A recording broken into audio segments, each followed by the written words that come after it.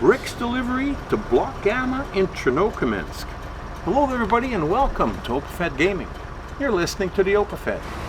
We got another exciting episode of SnowRunner where we are going to pick up a couple of pallets of bricks here at the warehouse in Urska River, and we're going to have to transport it over to Chernokamensk to bring it to the fuel processing plant. We're just finishing the first phase of the Block Gamma part of the contract for the Amur Petroleum Company. So we're in our Plaid 450, one of our newest additions to the fleet, and we're going to try and put it through its paces for the next few deliveries to try and compare it a little bit to the Avonhorn A15 and the Kenworth 963. Now, also two very capable trucks. However, I had a little bit of trouble getting through this. I've been through here before with the Kenworth, and I had a little bit of trouble. The Plaid seems to be doing it a little bit better than the Kenworth. Now, when I compare trucks, a lot of people do different videos and they put them side by side and they run them through mud to see how far they can go and how fast they'll go and stuff like that. I do it a little bit on a different scale. I take the truck out and I use it in the wild. I use it for the delivery and then see what kind of trouble I have with one compared to another. And like I said, I've been through here with the Kenworth 963 to pick up the first 4 loads of bricks. Now we've got 2 loads left to go. And we are on a nice road here, because all the roads that are not covered in snow in Amur should be considered ice roads.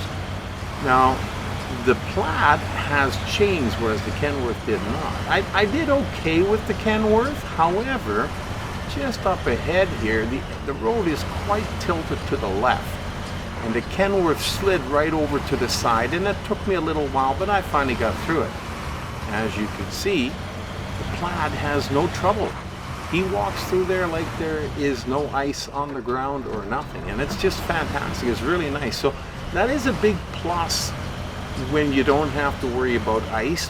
So, in Amur, you might be tempted to use the Plaid, and the Avonhorn's got chains also. You might be tempted to use those two over the Kenworth, and I'd say you'd be right in doing that. Now, if you're in, say, a place like Michigan or Desert by Corliss, where there's no snow, then the Kenworth would probably outshine these two trucks because the Kenworth has a 3-slot flat deck on the back.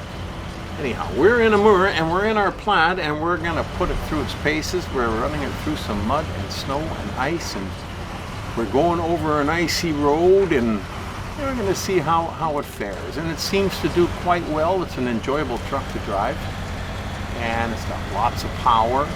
It uses a lot less fuel than the Avonhorn, but is about comparable to the fuel usage to the Kenworth. So there's just a few things to consider when you're choosing your next vehicle for the next job that you're going to do, because the vehicle should fit the job. Okay, so anyhow, keeping that in mind, when we look at the terrain, I don't like the intersections here, so I usually just try to avoid them at all costs and just go around them. Now, eventually you're going to have to go back in the mud again, but the intersection is usually the worst part of the muddy area. So once you get over here, well, it doesn't pose too much of a challenge for the Plaid, so it seems to run through it pretty good. Nice looking truck too, I might add. I love the color scheme on this particular one. Kind of looks cool. Anyhow, we got to get to the tunnel, and as you can see, the icon for the tunnel is up on the screen. It's not very far away, so we can get over to Chernokamensk, where the fuel processing plant is that we're trying to finish the contract on. We got to go to Block Gamma. We did Block Alpha, we did Block Beta, and we're working on Block Gamma, and each block had 2 separate stages to them, and we're in the first stage of the Block Gamma contract. Now, once we get to the second stage, the last delivery is going to be a large pipe, and that's a 4 cargo slot. You don't want to miss that one. It'll be coming up in a few days. But here we are, off to Chernokamensk.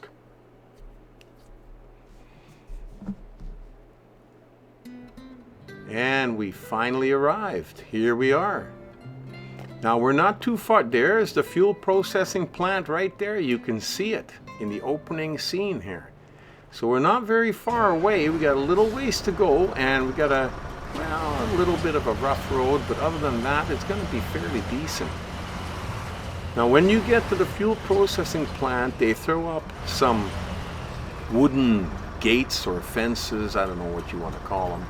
And they got wooden boxes and stuff scattered all over. And every time you leave the map to go to a different map to get your supplies, it resets itself. And when you go in, you got to knock them all down. And then when you leave the map to go get your supplies, like I said, then when you come back, they're all standing back up again. So it's a little bit of a pain, but it's part of the game. And we're going to play it the way they put it up for us, because otherwise we can't progress. So we have to do that. Now, here another little icy hill, not much of a problem for the plaid, and then we're going to get into a little bit deeper snow.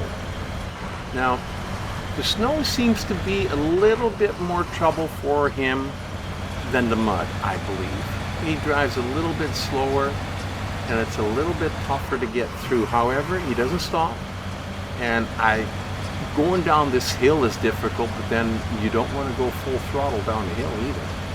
You know, so we're going to go a little bit slower so we can keep control of the truck and not lose the cargo that we got on the back.